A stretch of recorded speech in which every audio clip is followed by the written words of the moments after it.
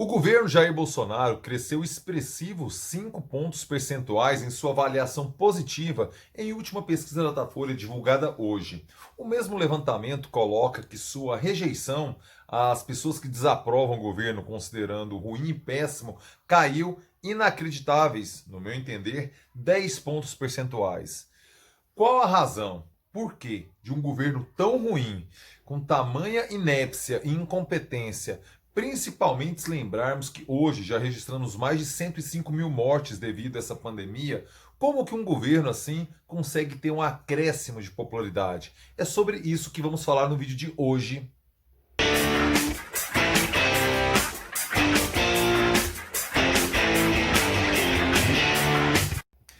Fala aí, rapaziada, tudo beleza? Bora começar o vídeo de hoje com aquele pedido clássico, tradicional. Se inscreva aqui no canal, meu velho. Se inscreva, clica aqui, se inscreva agora. Agora, não vacila, não deixe para depois, porque é muito importante para mim a sua inscrição. Por quê? Porque você, primeiro você, para você ganha conteúdo novo todo dia, meu filho. Todo dia, Pablo. Todo dia, de segunda a segunda, de domingo a domingo, eu estou por aqui no canal, no youtube.com/Pablo Costa, trazendo aqueles conteúdos que eu sei que você gosta. Política, cidadania, democracia, cultura, história e tudo mais se passa em minha cabeça simplesmente doentia, meu filho. Então se liga, não vacile e se inscreva agora. Se inscreveu? Então beleza, agora a gente começa. Hoje, sexta-feira, dia 14 de agosto de 2020, o Instituto Datafolha, publicou uma pesquisa de popularidade de Jair Bolsonaro que mostra resultados bastante positivos para o governo. A aprovação é a chamada, a aprovação a Bolsonaro sobe e é a melhor desde o início do mandato, diz Datafolha. Rejeição do presidente cai 10 pontos desde junho, quando da prisão de Fabrício Queiroz, e isso o fez submergir enquanto o auxílio emergencial era pago. Isso aqui já dá algumas pistas do que a gente tem que analisar e refletir sobre o que está acontecendo no Brasil de hoje. Jair Bolsonaro inegavelmente mudou. E o ponto de inflexão é o dia 18 de junho de 2020. Você se recorda o que aconteceu no dia 18 de junho? Prisão de Fabrício Queiroz. Naquele momento, ele percebeu sua fragilidade e mudou o Bolsonaro que vinha até então. Bolsonaro estava numa crescente golpista, ameaçando as instituições, confraternizando com aqueles golpistas nojentos que pregavam o fim do Congresso, o fechamento do Supremo Tribunal Federal, aquela gente asquerosa, nojenta mesmo, fascista, que frequentava ali o entorno do Palácio Planalto, com o intuito do golpe de Estado. Jair Bolsonaro parou de fazer aquele teatrinho macabro de subir em cavalo, de falar acabou porra, tal, não sei o quê. Parou de dar aquelas entrevistas ou coletivas de agressão ali no cercadinho, como fazia diariamente. Fabrício Queiroz fez Bolsonaro mudar o seu perfil. Parou de hostilizar o Centrão, pelo contrário, foi lá compor com os caras, você vê que aumenta a presença desses parlamentares na estrutura do executivo dentro do governo de Jair Bolsonaro. Então, ou seja, a prisão de Fabrício Queiroz fez emergir um novo Jair Bolsonaro. Isso tem responsabilidade nesse aumento de popularidade. Mas não só isso, precisamos compreender que os R$ 600 pagos ao povo brasileiro revela ao mesmo tempo a nossa miséria completa, e isso sim dá um acréscimo de popularidade a Jair Bolsonaro. Vamos compreender que uma parcela expressiva do nosso povo nunca tinha visto tanto dinheiro assim no mês. 600 pilas, meu velho, 600 conto. Isso é ridículo, isso é uma tragédia enquanto nação, mas é o que temos. Então, quando o Jair Bolsonaro propõe aqueles R$ 200 de auxílio emergencial, o Congresso volta e fala que é 500. E Jair Bolsonaro dá uma de gostosão, vai só para R$ 600, nem era o intuito. De Paulo Guedes, nada, Paulo Guedes, você não... já sabe a minha opinião sobre Paulo Guedes, a sua incompetência e a sua incapacidade de dar as respostas que o Brasil precisa. Já falei isso aqui várias vezes, eu tenho certeza que você sabe disso. Em relação a Jair Bolsonaro, ele não tem convicção nenhuma de nada, assim, cara? O que ele sabe mesmo, assim, é daquelas coisas erradas dele, do seu comportamento errático e dos seus preconceitos e da defesa da arma. Isso ele sabe. No meu entender, é errado, mas ele sabe. Em relação ao auxílio a pobre, ele não sabe de nada. Ele comprou aquele discurso lá do anti-Bolsa Família só porque era contra o PT, mas ele nunca teve convicção nenhuma disso, não.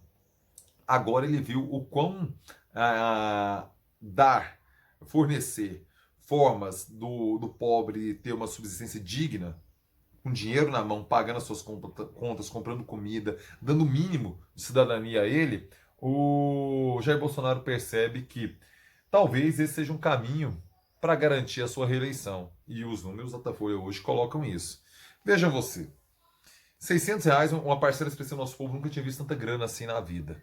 E isso muda a condição de vida de um povo. Você vê que na região Nordeste, a região mais pobre do país, e onde Jair Bolsonaro teve um desempenho eleitoral pior, onde mais subiu a sua popularidade. Não é por menos que lá é a região do Brasil também onde o maior número de pessoas teve acesso, percentualmente falando, evidentemente, ao auxílio emergencial.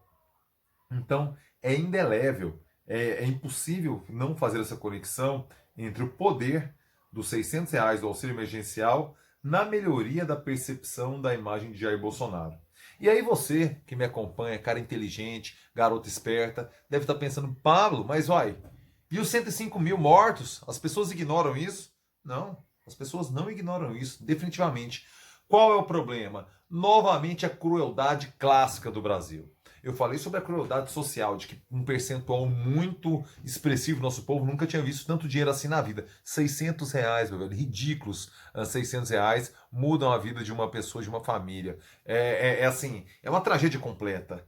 E aí tem a tragédia maior. Essas pessoas que nunca viram tanta grana, 600 pilas no mês, elas morrem o tempo todo. A morte é uma companheira diária. Ela é calejada com a dor. Ela perde filho, ela perde amigos, ela perde familiares pela ineficácia do Estado, desde sempre. Desde sempre. Ela perde na violência urbana cotidiana, seja por meio da violência policial, seja por meio da violência do crime organizado. Ela perde no trânsito. São esses que são atropelados nos terminais, são esses que são mortos por estarem carregando comida nas motinhas país afora, por estarem trabalhando de motoboy país afora. São esses que morrem nas confusões diárias do nosso trânsito, entendeu? Que são atropeladas, que perdem a vida. Não tem carrão, não tem SUV cheio de equipamento da segurança. Bateu, morreu. São essas pessoas que morrem nas filas dos hospitais diariamente, do péssimo atendimento que, em algumas vezes, não sempre, mas algumas vezes o SUS proporciona. Então, ou seja, a morte já é uma companheira desde que ela se entende por gente. Ela perdeu pessoas queridas. Se a Covid está matando, antes matava era o crime, era a polícia, eram N fatores, era o trânsito, era a doença, era o descalabro social completo da nossa situação social. A Covid mata agora, mas muitas outras coisas já mataram antes. Só que agora ele tem R$ 600 no bolso. Você entende que esse número não se torna trágico quando a morte já é algo rotineiro? Já te avizinha a vida toda? Veja que tragédia social vivemos, meu velho. Observe. R$ 600, mesmo com a inacreditável a cifra de 105 mil mortos, mais de 105 mil mortos, é mais relevante porque morrer sempre morreu. O convívio com a dor, o convívio com a perda já é rotineiro, desde que essa pessoa se entende por gente. É uma tristeza completa. E Jair Bolsonaro, muito esperto politicamente, observou isso. O Paulo Guedes vai ter que dar um jeito de permanecer com esse auxílio emergencial, vai ter que arrumar uma solução fiscal para isso, sei lá qual é, ou ele vai cair fora e vai botar um ministro que dê conta. O custo vai vir, porque essa política é caríssima ao executivo. Isso custa muito aos cofres públicos. Mas é inconteste o resultado de popularidade que isso está dando. Tem outro fator que temos que observar também, né? O ser humano se adapta a tudo. Tudo.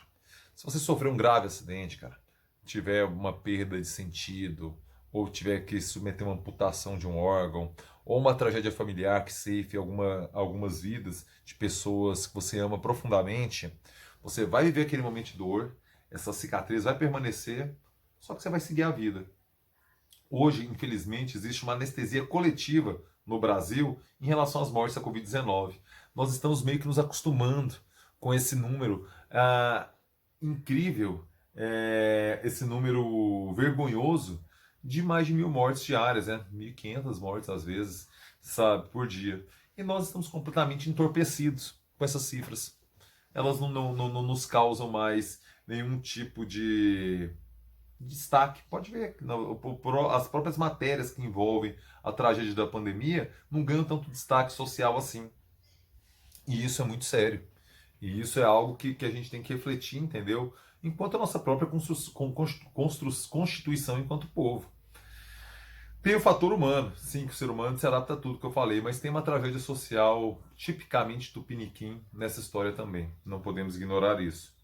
Então, a situação é que agora Jair Bolsonaro entra em estágio Dilma 1, naquele primeiro governo da Dilma.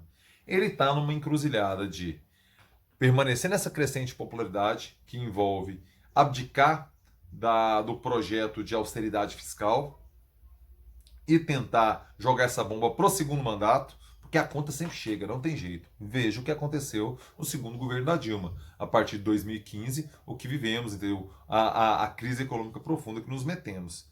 Então, ou o Bolsonaro tenta esticar essa corda e jogar essa dívida, pagar essa conta em 2023, 2024, que aí eu não sei se ele terá força para segurar um processo de impeachment, mas a gente nem sabe como é que vai estar esse cenário, mas no dado de hoje que a presidente da Folha coloca, não sejamos ingênuos.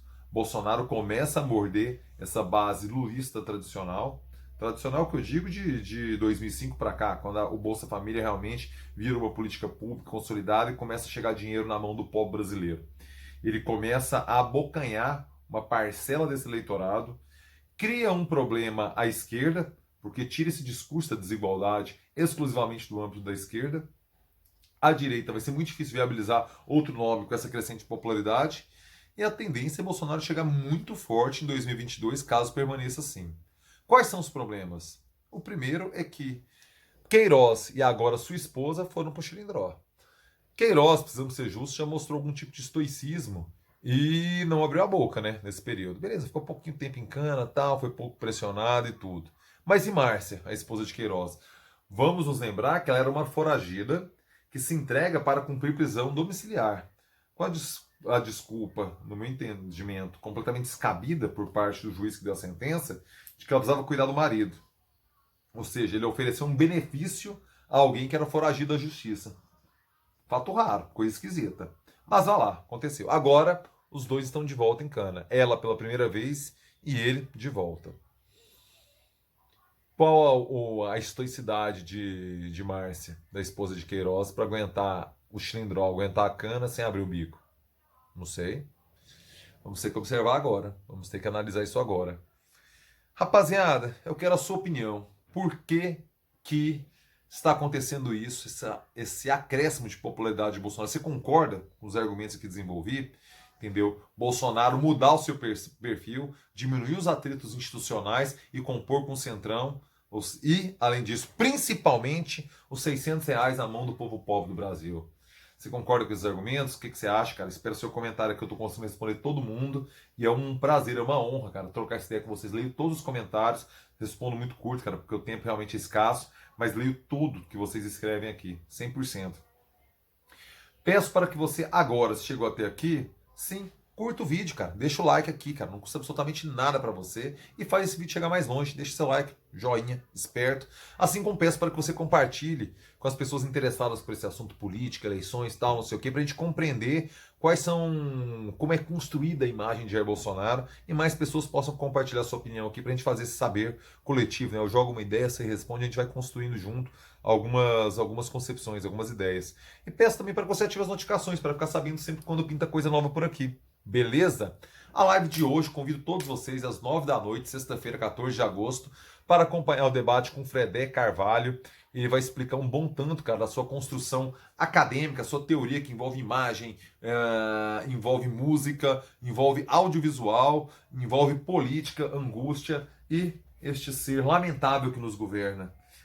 Vamos debater sobre tudo isso às 9 da noite. Espero você aqui no canal. Assim como espero você amanhã, sabadão, às 11h30 da noite, sessão Corujão, horário mais tarde. 11h30 da noite, amanhã no sábado, para conversarmos aqui sobre a live do sábado mesmo, que é essa Dance with Myself. Você pergunta, eu respondo. Você pergunta, eu respondo. Somos nós, entendeu? Pá, pá, pá, pá, pá. Esse é o bate-bola. Beleza? Meu velho, excelente sexta-feira para você. Espero você na live aqui mais tarde. E é nóis!